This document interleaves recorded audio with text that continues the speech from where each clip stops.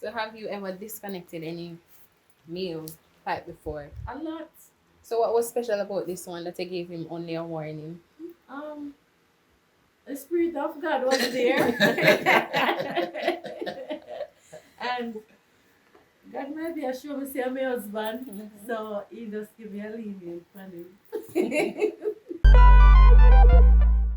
um, I work at the National Water Commission in Clarendon. I'm the only female plumber there. And I went on the road to do some work in 2014. And I went to Mr. Francis' house to repair a leak. And when I went there, I found a bypass, an illegal pipe. So I said to him, Mr. Francis, I'm going to give you a chance. So I'm going to invite you to church on Sunday. Mr. Francis said, I can't come on Sunday, but I will come the other Sunday. He came the Sunday and he started visiting the church and then he get baptized and then he was up there until he said he'd like to get married to me and he went to the pastor and the pastor said, no, you can't marry to her. And we leave. I leave the church and Mr. Francis leave also. And then after we get married and settle down and start to go to a different church and So why did the pastor say he could not marry you? He said I'm a second class citizen. What does that mean? Because I was married in the US before, Mm-hmm. but I told him that I'm married to get my green card, I must stay. So apparently I came on back and we get divorced and everything. So he said I'm a second class citizen. And if she married to me, he gonna cry. I don't know what that means. But I apparently I I leave from the moment he styled me as a second class citizen. I leave and then I start to visit a different church. So did you disconnect his pipe? no, I give him a chance. I invite him to church. Then I go and pay my bill. Mhm. And then now we start from right there. So we start because I started to go to church regular and everything. And one day I just said, you know, I'm a divorce. So it's like they say, living by myself is not good. Doesn't like when people live by themselves. You had a leak at your home when you saw this female coming in to say, you know, I am the plumber and I'm here to fix the pipe. What was going through your mind? What was your first thought? I didn't get attentive about it. I just said, okay, from the moment you come now, I will do the right thing. So I didn't get mad now, nothing like that. So she said to me, okay, for the moment you know what to do, you're gonna do the right thing, you're gonna pay the bill, and I do that. And from there, so we start. So were you impressed seeing a female plumber? No, because I saw her on the road before. I saw her doing the work on the road before, so I didn't impress at that time. But I didn't know it was she who would come at my place. Because I didn't know it was the same people and who work at Tollgate. I thought they were all over the place. But this is their division. So I saw them from that just So what about her made you say, oh, I want to be with this woman? the when she talk about the church, because I know I don't normally go to church, but I'm not a Christian, but I do the right, try to do the right thing. So when she talked to me, I said, I'll give it a try, but and it worked out. And it's been here for over for 8 years now. We're still going together. Mrs. Francis, when you realized that he had an interest in you, what was your reaction? Um, I went to the pastor and I said to him, said, this gentleman would like to marry to me. And he said, no. But I always say to myself, where I live in a kind of garrison area. And really and truly, we didn't really want to get out. We didn't want to get out. And I say, God send this man to marry me and take me out from there. So, and we really want to leave. And I say, yes, God send him come and we just get married.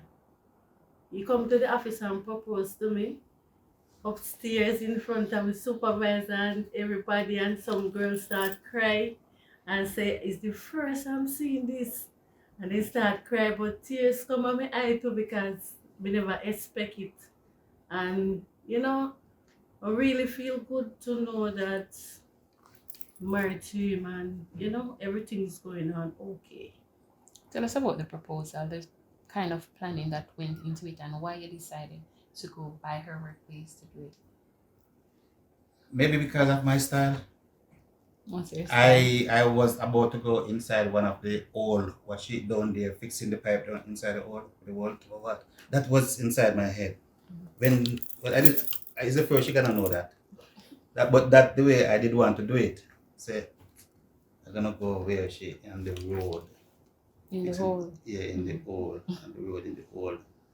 And go right inside there when the water way up and cover both of us. That was the plan. But I couldn't wait no longer. So I just go. Mhm. Yeah, and it was so nice because everyone jump up when them see me come out with the ring and all of them things. It was so good. It was nice. My husband was sick and we take him to the doctor. But it seems like the sickness them have and it them treat him for. So we change the doctor, bring him to a different doctor, and when you bring him to a different doctor, the doctor do some tests and say it's kidney problem. So the doctor said we should give you a letter to go to Mandeville Hospital. So we went to Mandeville Hospital and we joined the clinic up there and everything starts go on. But they started giving medication for the kidney, but he's not getting better. So um, he was on dialysis. He was admitted in the hospital over and over. Sometimes he took sick in the night. I have to run with him to the hospital, and he started the dialysis. Sometimes when I came home with him, he black out. I have to take him inside the bed and fan him, that he can come back alive. Fan him until he come back. And it really kind of pulled me down, but I can't make him see the pull down inside of me because I'm serving God and I have to have hope in me. So I have to just try and no make him see me feel how yeah. Just work on it and just go and pray and trust in God. And on one of the days, you went to dialysis and I didn't like how then they behave with me. And I said, God, I really want my husband to stop with that thing here now. Because I don't like how they deal with him out there sometimes. And because I don't want them to deal with him worse than that, he said me not to say nothing to them. He just go and stop it. So he said, alright. I came home one day and I told him I go to the blood lab and I went and test my blood. And when I test my blood, the blood match with his blood. And I said, God, I'm working on it. I said, anyway, I want to find out how you can do kidney transplant. So I called one of my friends in Four Passes in Clarendon. Called one of my friends and asked him if he knows anything about kidney transplant. He said, so me have one link with one doctor from Mandeville and I'm going to call him and check and see if I can get a number for you. So he didn't come back the day. So I give him a little time And then I call him back. When I call him back, he say I try to get to the man, but he don't get him. Then afterward, no, he get through to the man and he called me and he give me a number. Sister Midnight from the University Hospital Transplant Unit. And I spoke to a lady there. Sister Midnight wasn't there. I spoke to a lady there and she gave Sister Midnight my number and Sister Midnight called me. And I said, Sister Midnight, I don't know her, you know. I said, I want to give my husband one of my kidney. My husband sick and I really want to help him. And I want to give him one of my kidney. And she said, you have to have the same blood type. I said, me test it already and it alright. I test it already and it alright. So she said, alright, she'll go plan and meet with me. And then we go and meet with her. When you found out that your wife had made this decision, how did you feel about it? It was a Friday afternoon and she came home and said, we match. And I said, match what? Because I didn't know she gonna do it. I didn't know when she have it in mind or whatever to go. I didn't know. So she come and said, we match. Match what? She said, I can match. I said, you're joking. And she said, yes, it match. They can match. So I said, all right, so what we gonna do then? So she gonna call Sister Midnight, I'll call the university and call and set up the date and we go and meet with her and everything. The way how this doctor the way how she talked to me, our talk was it just was just positive, positive, positive. And I feel so good when I was leaving up there to come back and let's set up some date for us to come back again and come back again and start do some different tests and we do a ton load of tests, we do a whole lot of tests. And I feel positive, I feel it's gonna work. Yes. And it set up the time for us to do this the transplant now. I know when the day when we go in, it was a Sunday afternoon we got in to do the transplant. The transplant should have been the Monday, but it didn't take place until I think it was the Wednesday. The Yes. Wednesday it take place. So when they take her in first, I don't know where she gone, but they come for me after a couple of hours after they come for me and they have me down inside of this unit and I remember one of the doctor or the nurse said asked me if I know what date it is and asked me my date of birth and everything. I don't know nothing more until tomorrow.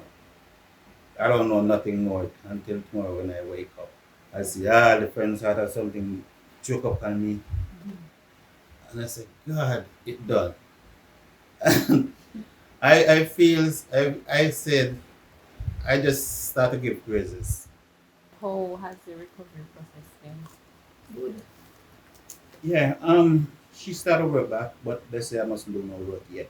And I start at 8, tacrolimus, that is a medication, 8 in the morning, 8 in the evening. And now I'm at 4 in the morning and 4 in the evening. So it's like, say, every day, it just progress and Getting just better good. and better. Everything coming on real nice. But with all of that comes the mounting medical expenses. So speak to us on that part. Is the medication is what killing us. Medication. Which is the I tell 200 you, something every 265,000 every that's 3 every weeks. 3 weeks. Yeah. How have you been financing it? We get a little help from the GoFund. GoFundMe And and my auntie in Canada. She have a group over there and then put a little money together and bring it out from give her. And one of my cousins over there in the US, Angeline, she collect a little money to and bring it to us.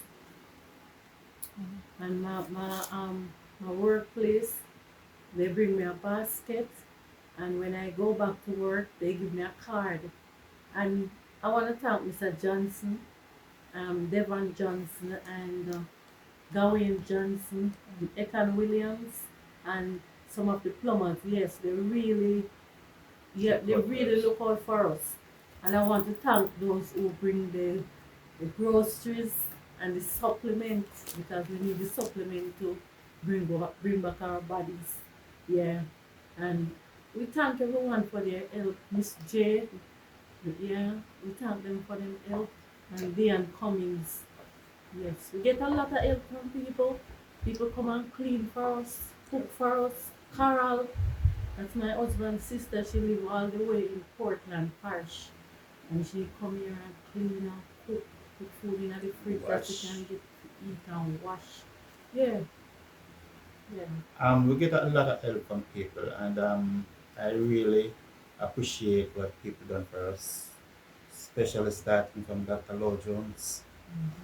Dr. Remember that, right? Dr. Law Jones, the person who pushed me. Yes. Yeah, so And it's then like, Mandeville Hospital. yeah, she's one of the main person, Sister Megnat Dr. Sebo. Saiba. Sebo. Yeah, those people, and I also have a sister in England who help us, and my brother in Canada, brother and my sister in Portland help us, and a lot of people around here. Mother.